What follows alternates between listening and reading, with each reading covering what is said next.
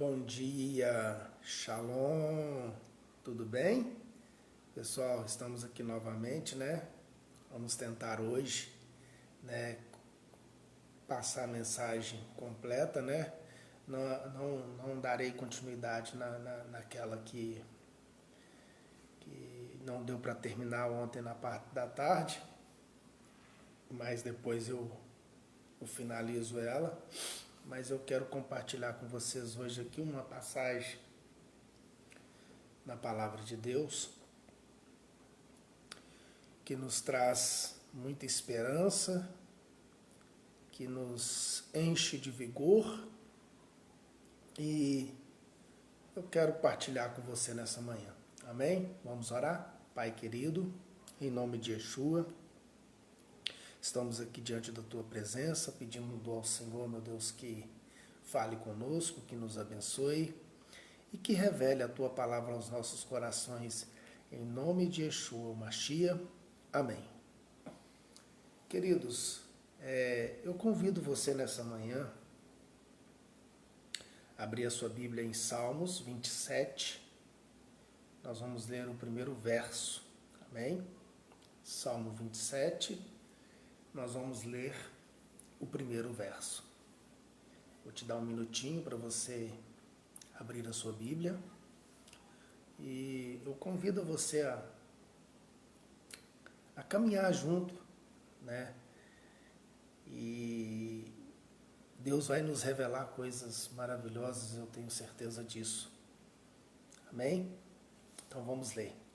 Diz assim: O Senhor é minha luz e minha salvação.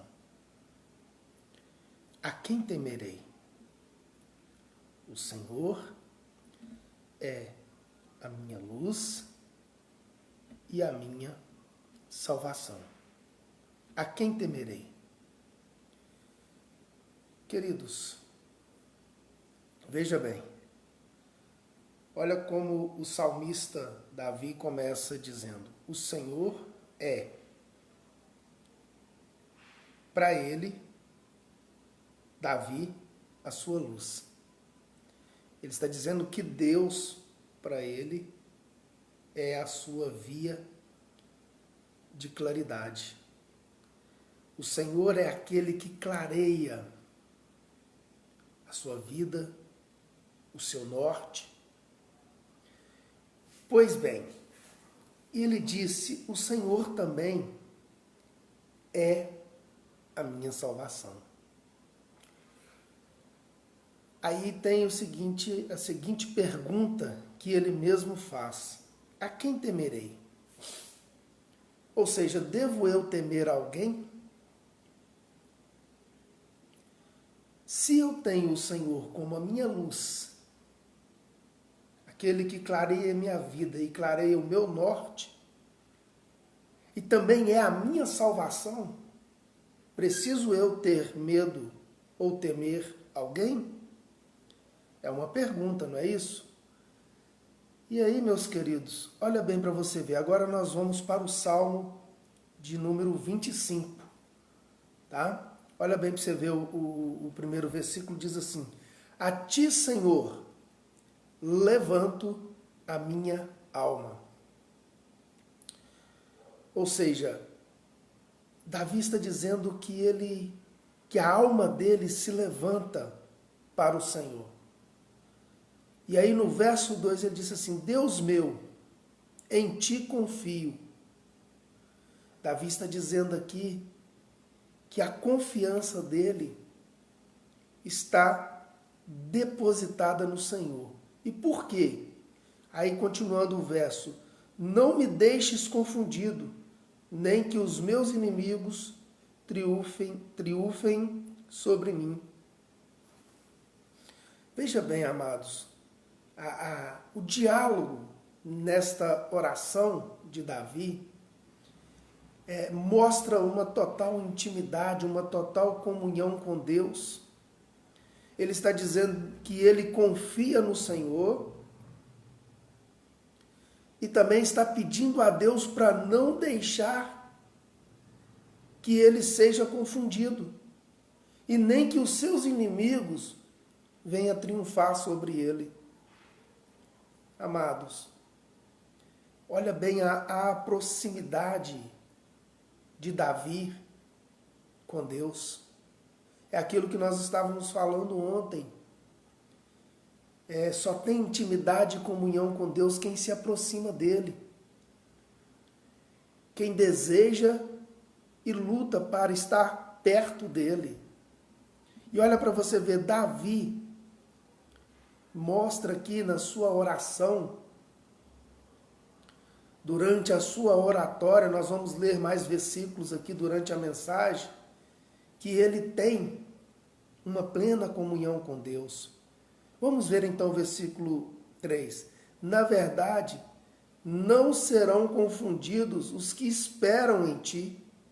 Olha bem para você ver, ele reafirmando, fazendo uma afirmação categórica de que, na verdade, não serão confundidos os que esperam no Senhor. Meu amado, minha amada irmã, eu digo para vocês que se você confiar, se você estreitar o teu relacionamento com Deus, pode ter certeza que você não será confundido. Sabe por quê? Não vai ter como outras pessoas te confundirem. Não vai ter como outras pessoas tentar te fazer, como que eu posso dizer? Tentar te fazer se perder durante a sua caminhada. Trazer confusão na sua mente. Deixar você confundido. Sabe por quê? Porque se você estiver esperando no Senhor, isso não vai acontecer na sua vida. Olha para você ver, e ele faz uma outra afirmação. Confundidos serão os que transgridem sem causa. O que é transgredir sem causa? É uma pessoa provocar um mal a você sem nenhuma causa, sem você ter feito nada. Ou seja, você é inocente, você não trouxe nenhum mal, ou nada que fizesse mal àquela pessoa, e aquela pessoa vira e te faz um mal. Ela vira para você e te prejudica, transgride contra você sem nenhuma causa. Ela não tem motivo, ela não tem justificativa para te prejudicar, para te trazer algum mal, mas ela traz. Então, sim, esses que fazem esse tipo de coisa, esses serão confundidos. Ou seja, o próprio texto aqui está dizendo, confundidos serão os que transgridem sem causa. Olha o verso 4. Faz-me saber os teus caminhos, Senhor. Ensina-me as tuas veredas. Olha para você ver como que a oração de Davi ela vai se encaixando. Agora ele está pedindo a Deus para fazer ele saber os caminhos do Senhor e pedindo ao Senhor para lhe ensinar as suas veredas. Amados, que oração linda, que oração poderosa, o desejo de saber o caminho, o desejo de conhecer as veredas. Amados, isso é uma oração poderosa, isso é algo em que nós vemos aqui que Davi, ele expressa a sua confiança no Senhor, uma confiança plena, uma confiança que vai além daquilo que podemos pensar ou imaginar. E aí, quando nós chegamos no versículo 5, olha o que Davi diz: guia-me na tua verdade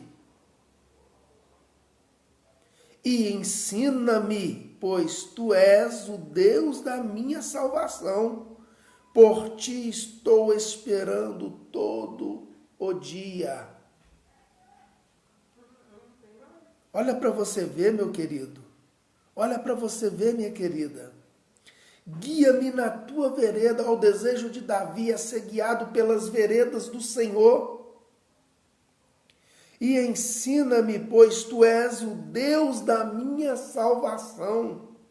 Davi está dizendo aqui que Deus é quem o salva. Amados,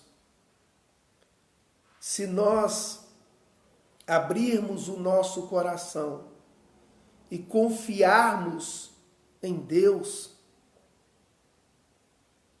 se nós desejássemos como Davi sempre desejou, e ele mostra isso nas suas orações, em suas conversas que ele teve com Deus, que o maior desejo dele era ter comunhão com Deus, sabe?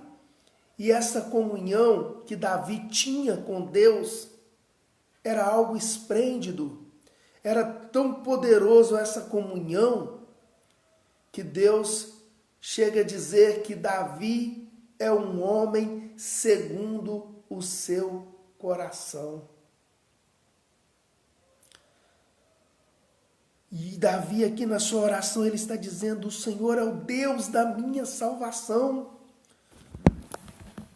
No verso 6, olha o que fala. Lembra-te, Senhor, das tuas misericórdias, das tuas benignidades, porque são desde a eternidade.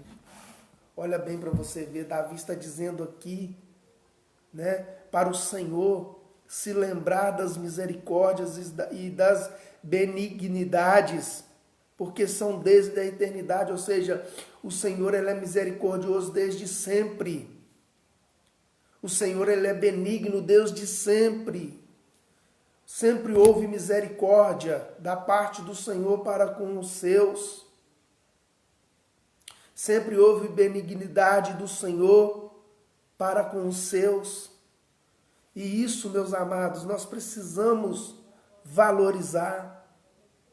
Nós precisamos viver esta palavra de uma forma intensa, de uma maneira viva e eficaz, porque a palavra na sua plenitude, ela traz muitos benefícios para o homem.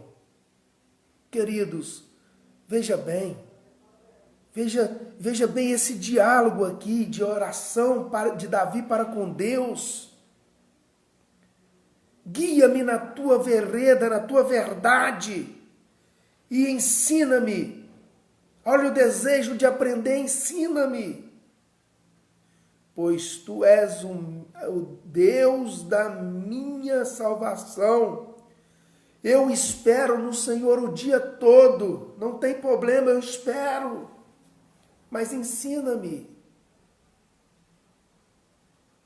No verso 7 diz assim: não te lembre dos pecados da minha mocidade, nem das minhas transgressões, mas segundo a tua misericórdia, lembra de mim por tua bondade, Senhor. Olha para você ver, Davi ele está sempre enaltecendo a Deus, ele está sempre fazendo elogios a Deus, exaltando ao Senhor, né? Na sua oração ele sempre deixa claro que Deus é tudo na vida dele. E ele fala da bondade de Deus. Realmente, amados, nós temos um Deus bondoso. Nós temos um Deus que é cheio de bondade. E agora é que entra a questão do X. A bondade de Deus é tanta, mas tanta, que olha bem para você ver. Deus, na sua infinita bondade, ele enviou o Salvador que nós conhecemos por Yeshua. E Yeshua é a salvação de todo homem. E aí, quando eu fui buscar no dicionário o significado de Yeshua, Olha o que eu encontrei. Yeshua é a nossa ajuda. Não é maravilhoso? A nossa ajuda da parte de Deus, o Pai. E Yeshua, ele veio para nos ajudar. Aí você me pergunta, ajudar como? Ajudar a não se perder. Ajudar a não ficar confundido. Ajudar a não dar ouvidos a homens avarentos, homens presunçosos, homens que preocupam apenas com si mesmos. Então Yeshua, ele veio nos ajudar a ter a comunhão que Davi tinha com Deus. Ele veio nos dar assistência nas nossas necessidades. Ou seja, nós estávamos fracos, nós estávamos perdidos, e ele veio trazer a assistência necessária. Ele é para nós a sabedoria de Deus. Amados, é muito lindo o que Deus fez e tem feito por todos nós. Ou seja, Yeshua é a sabedoria de Deus. O representante legal de Deus para nos salvar, para nos ajudar, para nos assistenciar nas nossas fragilidades, nos nossos temores. Sabe? Quem aqui não tem temor de alguma coisa? Quem aqui não sente medo de alguma coisa? Mas você tem Yeshua, o seu ajudador, o meu ajudador, o nosso ajudador. Sabe? Quando eu começo a meditar na palavra do Eterno, eu vejo a grandeza de Deus. Eu vejo o quanto Deus é grande, o quanto Deus é soberano, meus amados. E o quanto Deus nos ama. Amados, se pararmos para observar o cenário mundial, não é nem só no Brasil, é mundial, nós então vamos conseguir perceber que o homem, cada dia que passa, ele está mais presunçoso, mais avarento, mais arrogante e cuidando apenas do seu próprio interesse. Ele não está conseguindo nem olhar para o seu próximo, para o seu semelhante, com um olhar de misericórdia, com um olhar de compaixão. Espera aí, eu tenho, eu vou abençoar. Eu tenho, eu vou ajudar. Eu tenho, eu vou dar assistência. Não, mas o homem em geral, entendeu? Eu não estou dizendo aqui apenas dos grandões, daqueles que estão lá em cima no poder, eu estou dizendo do homem em geral.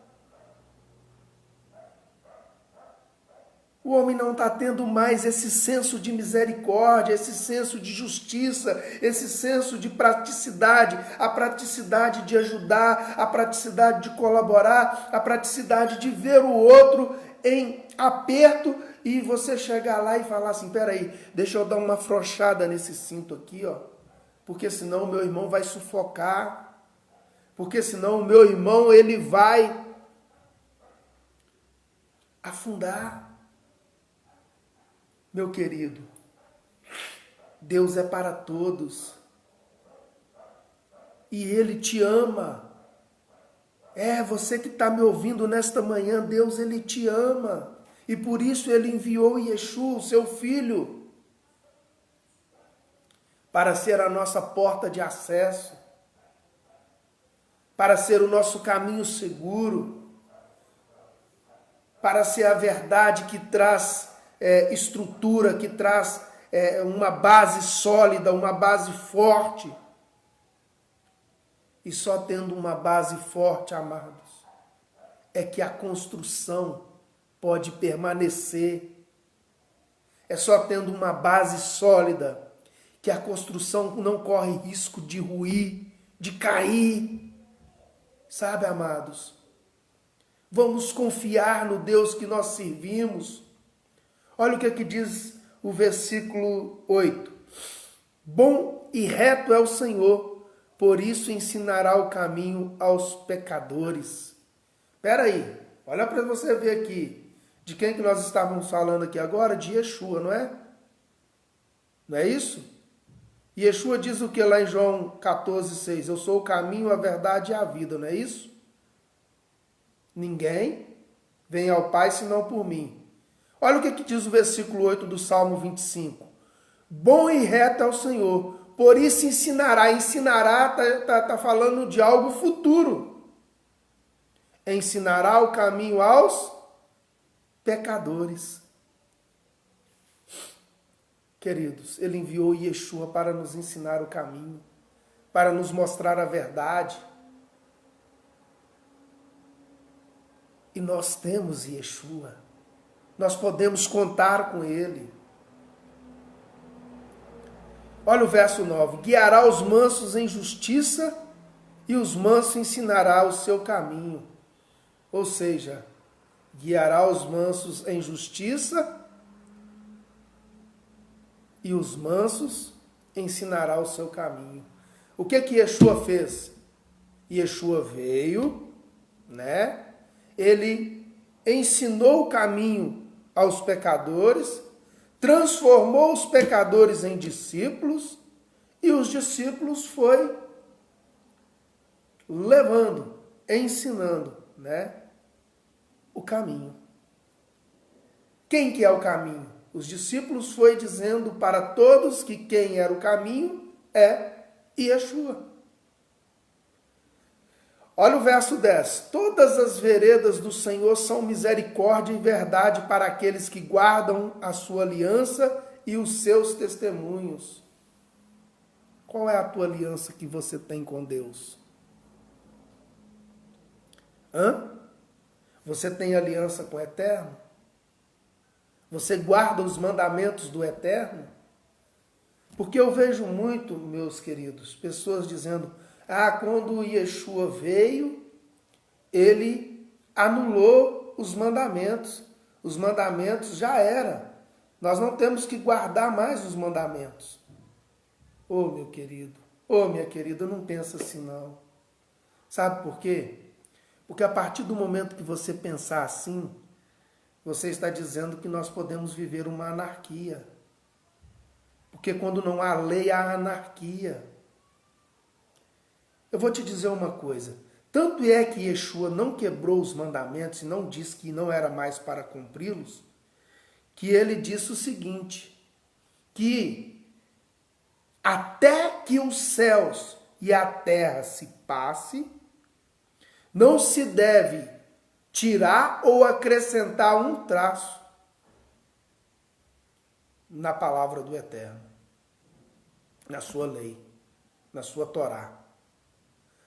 O que isso significa dizer? Significa dizer, se você estudar o hebraico, você vai ver. Se você estudar o hebraico, que eu falo é aquele que mostra a realidade da palavra, a palavra como realmente ela é, você vai entender o porquê que Yeshua disse isso.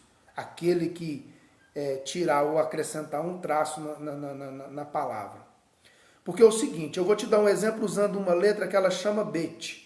Ela é assim, ela é tipo C, e aqui embaixo, espera aí, só um minutinho que eu vou desenhar ela aqui. Vou desenhar e vou te mostrar.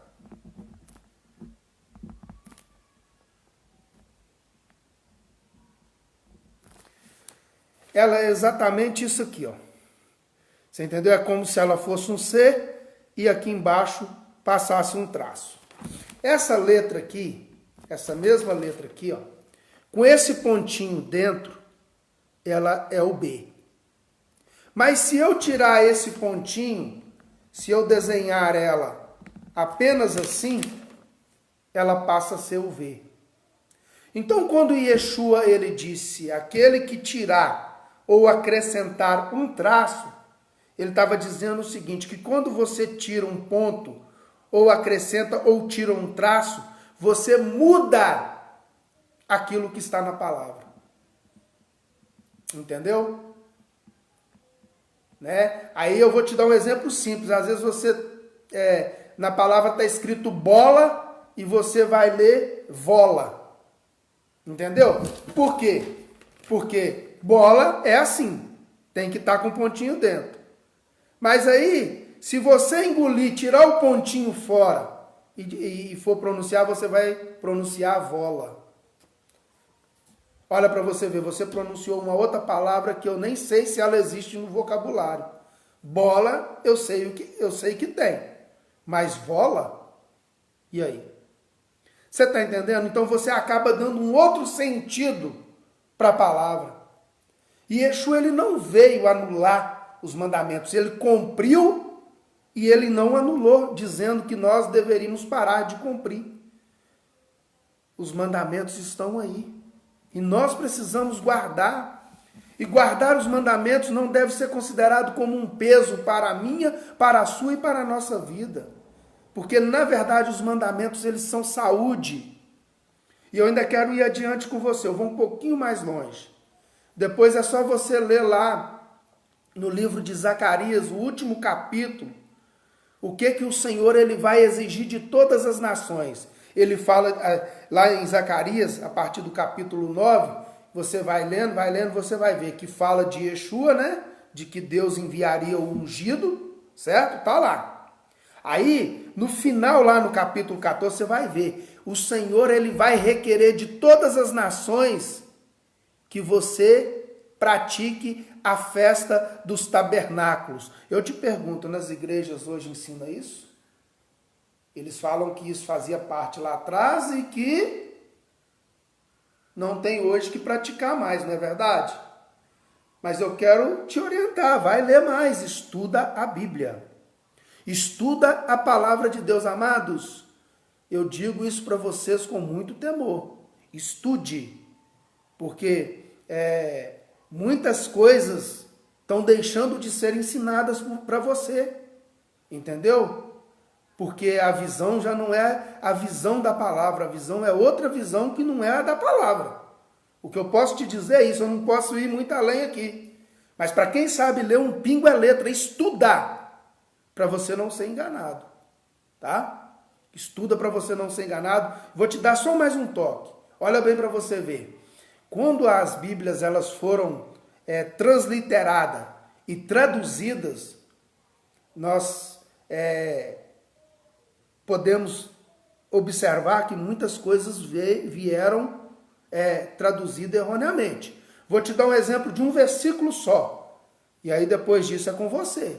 Eu tiro a minha responsabilidade, sai das minhas costas, tá? Vou te dar exemplo de um versículo. Lá em Mateus, no capítulo 28, a partir do verso 18 em diante, você vai chegar no verso que diz assim, fazei discípulos e batizai em nome do Pai, do Filho e do Espírito Santo. Esse texto não está desse jeito. Isso aí veio lá de trás, lá de Roma, tá? Não tem nada a ver com o texto original. Tanto te provo, e você pode caçar, se você achar, você me mostra. Qual foi o discípulo de Jesus que batizou usando essa expressão? Me mostra um que batizou e falou assim, eu te batizo em nome do Pai, do Filho e do Espírito Santo. Não teve um. Todos batizaram em nome de Yeshua. O texto sagrado original está, batizai em nome de Yeshua. Você está me entendendo? Você consegue compreender a dimensão da responsabilidade da palavra de Deus? Então é isso, meu irmão. Eu não estou aqui para falar mentira, para poder inventar as coisas. É só você estudar, é só você buscar, entendeu? Busque que você vai descobrir muitas coisas. Vou te dar mais uma dica, a última agora é a última mesmo. Gênesis 6:6. O que está escrito lá na sua Bíblia? Geralmente está escrito assim, na maioria das Bíblias. E arrependeu-se o Senhor de haver feito o homem. Eu te pergunto, Será que Deus não sabia que o homem ia fazer tudo isso? Será que a Bíblia é mentirosa quando ela diz que Deus é onisciente, onipresente e onipotente? Será? Deus já sabia, então Deus não pode se arrepender. Deus não pode se arrepender de nada, Deus não se arrepende. Mas no texto está errado, está mal traduzido. Você entendeu? O correto é: Deus entristeceu-se com a atitude do homem, é diferente. Em outras versões, próximo do original, Deus se aborreceu com a atitude do homem, é o correto. E não arrependeu. Porque a própria Bíblia diz que ele não é homem, nem filho do homem, para que se arrependa. Isso é bíblico. Está na palavra. Então, meus amados, eu digo para você, vamos buscar. O meu povo tem perecido desde os tempos antigos até hoje, por faltar-lhe o conhecimento. Você está entendendo? Está cheio de gente aí passando o que realmente não conhece, o que realmente não sabe. Você está me entendendo? Vamos continuar aqui. Verso de número 11. Por amor do teu nome, Senhor, perdoa a minha iniquidade, pois é grande. Verso 12. Qual é o homem que teme ao Senhor? Ele o ensinará no caminho que deve escolher. O homem que teme ao Senhor, o Senhor ensina o caminho que ele deve escolher. E o Senhor tem nos ensinado que o caminho é Yeshua. Isso é fato. Verso 13. A sua alma pousará no bem, e a sua semente herdará a terra. Oh, glória a Deus, hein? Maravilha esse nosso Deus. Porque quando você aprende o caminho que você deve andar, a sua alma ela pousa-se no bem, e a sua semente herdará a terra. Agora vai um segredinho aqui, ó, verso 14. Diz assim: o segredo do Senhor é com aqueles que o temem, e ele lhes mostrará a sua aliança. Oh, glória a Deus! Maravilhoso Senhor, tu és bendito. Você sabe com quem o Senhor tem segredo? É comigo, é com você que dedica, que busca, que clama por Ele, que confia nele. Sabe? Verso 15. Os meus olhos estão continuamente no Senhor, pois Ele tirará os meus pés da rede. Queridos, não adianta eles armarem ciladas para você, não adianta eles colocarem armadilhas para você. Por quê? Porque você confia no Senhor. E aquele que confia no Senhor, aquele que os seus olhos estão continuamente no Senhor, ele tirará os pés destes da rede. Qual que é a rede? A rede é o laço, não é? A rede é uma armadilha que nos prende, que nos cerca e que nos faz presa do predador, não é isso? Porém, se você confiar, se os seus olhos estiverem fixos no alvo, que é o Senhor te livra dessa rede. Amém? Não fique parado, não fique de braços cruzados, mas estude a palavra do Eterno. Busque ela com sinceridade e você vai encontrar a verdade. Por favor, meu irmão e minha irmã, por favor. Por favor. A palavra de Deus ela é poderosa para salvar e para resgatar. Mas você precisa crer. Você precisa confiar que Deus é o melhor que nós temos nesta vida. Amém? Amém. Deus abençoe sua vida, viu? Que você possa meditar nessa palavra. Você que chegou agora talvez não sabe qual o texto, mas é Salmo capítulo 25. Nós lemos o primeiro verso no Salmo 27, né? O primeiro verso do Salmo 27. E depois a continuidade foi no Salmo 25, tá bom? Então, se você quiser dar uma refletida aqui, o Senhor ainda falará muito mais com você. Amém? Deus abençoe, um forte abraço a todos. O Senhor te ama, viu? Lembre-se disso sempre. Abraços.